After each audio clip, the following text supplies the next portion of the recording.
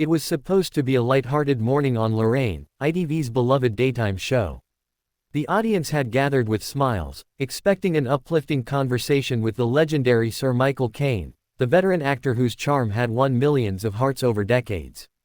Yet, what was meant to be a cheerful segment turned into one of the most shocking live moments in the show's history.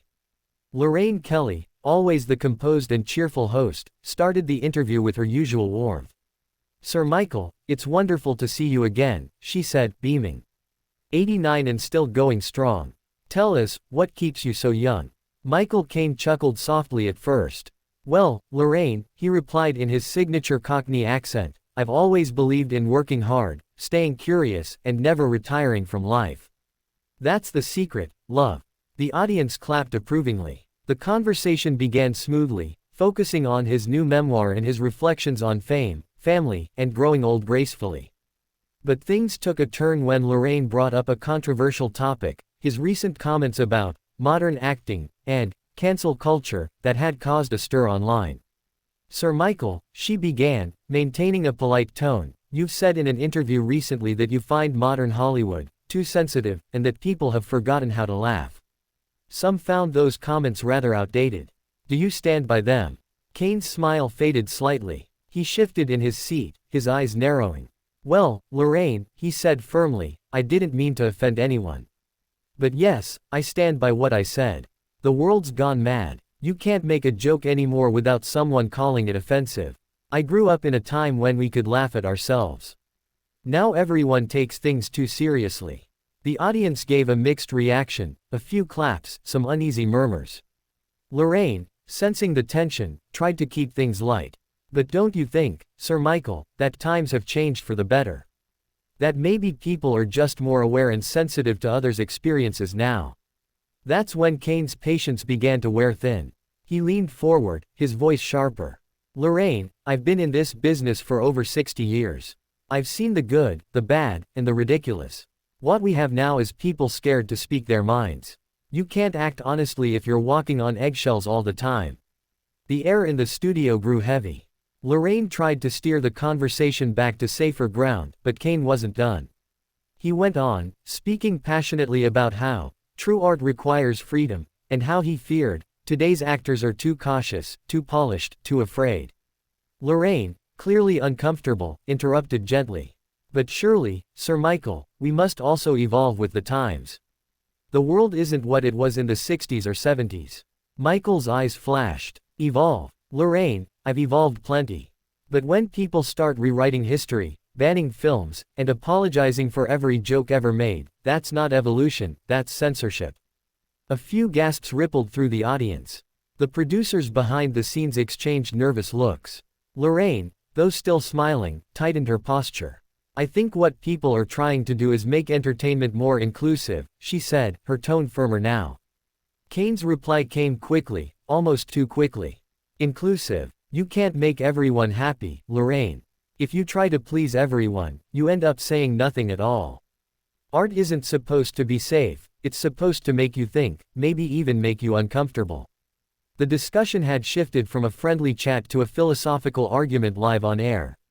Lorraine, known for her gentle handling of guests, found herself in unfamiliar territory.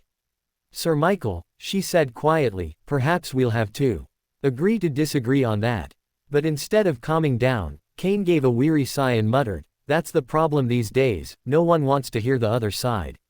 They just want to cancel it." There was an awkward silence. Lorraine glanced toward the camera, trying to signal the crew to move to a break. But before she could wrap up, Caine suddenly stood up from his chair.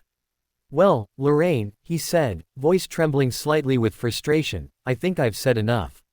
I didn't come here to be lectured. I came here to talk about my work." The audience froze. Lorraine, stunned, tried to reach out. "Sir Michael, please." But Caine shook his head. "No hard feelings, love," he said with a forced smile. "You do your job. I'll do mine." And with that, he walked off the set, leaving Lorraine speechless and the crew scrambling to cut to commercials. When the show returned, Lorraine tried to smooth things over. "We seem to have had a little misunderstanding," she said with a nervous laugh. "Sir Michael is a wonderful man, and we wish him the best. But the damage was done. Within minutes, social media exploded. Hashtags like hashtag Michael Caine walks off and hashtag Lorraine show clash began trending. Some viewers defended the actor, calling him a man of old-school honesty. Others accused him of being out of touch. Later that afternoon, ITV issued a brief statement calling the incident an unexpected moment of tension, and clarifying that both parties have since spoken privately. But rumors quickly spread that producers were furious and that Lorraine had been visibly shaken after the broadcast. As for Michael Caine, he didn't issue an apology. Instead, he told a tabloid later that day, "I don't regret a word. I've always spoken my mind. That's what people expect from me, the truth."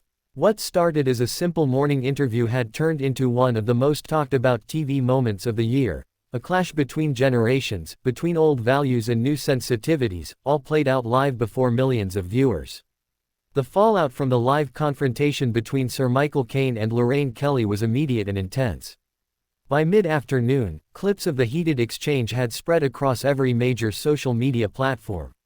Twitter, Instagram, and TikTok were flooded with divided opinions. Some called Caine a brave truth-teller, while others labeled him an old man stuck in the past. Lorraine Kelly, meanwhile, returned to her usual calm professionalism the following day. But viewers noticed she looked slightly more reserved than usual. Opening the show with a careful smile, she addressed the elephant in the room. "Now, about yesterday's show," she began gently. "Sir Michael and I had a passionate conversation about art, change, and culture. Sometimes, emotions run high when people care deeply about their work. I have the utmost respect for Sir Michael Caine and his incredible career." Her tone was graceful, but insiders knew that things behind the scenes were far more complicated. According to a crew member who spoke anonymously to a tabloid, Lorraine had been visibly upset after the cameras stopped rolling. She didn't expect him to walk off, the insider said. She kept saying, "He's such a gentleman usually, what just happened?" Meanwhile, Caine himself seemed unfazed. That evening, he was spotted leaving his London home, dressed sharply in a navy suit and sunglasses. When reporters shouted questions at him about the incident, he simply smiled and said, "I stand by what I said. Lorraine's a lovely lady, but I'm not one for tiptoeing around truth." By the next morning, the tabloids had gone wild. The Daily Mail headline screamed, "Michael Caine storms off Lorraine, legend versus cancel culture." The Guardian, on the other hand, ran a different take. Caine's comments reflect deep divide between old and new Hollywood. Producers at ITV debated whether to invite him back for a follow-up interview, but opinions were split. Some believed it could mend the situation, others feared another live disaster. Lorraine herself, ever the professional, reportedly said, "If Sir Michael wants to come back and talk, my door is open." Later that week, Caine appeared on a BBC radio show to clarify his stance. "Look," he said with calm conviction, "Lorraine and I just had a difference of opinion. That's all. She's lovely, but I come from a generation that doesn't apologize for having one." The radio host asked him if he thought his words were misunderstood. Caine chuckled softly. "Maybe they were. But you know, when you reach my age, you stop worrying about being misunderstood. You just speak your truth." Back in ITV headquarters, producers debated whether to release the unedited footage of the segment.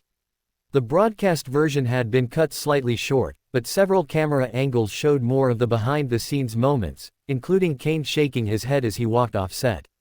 Eventually, ITV decided against releasing it, hoping to let the controversy die down naturally. But the public wasn't done talking. YouTube commentators and podcasters dissected every second of the clip. Some praised Caine's candor, others accused him of arrogance.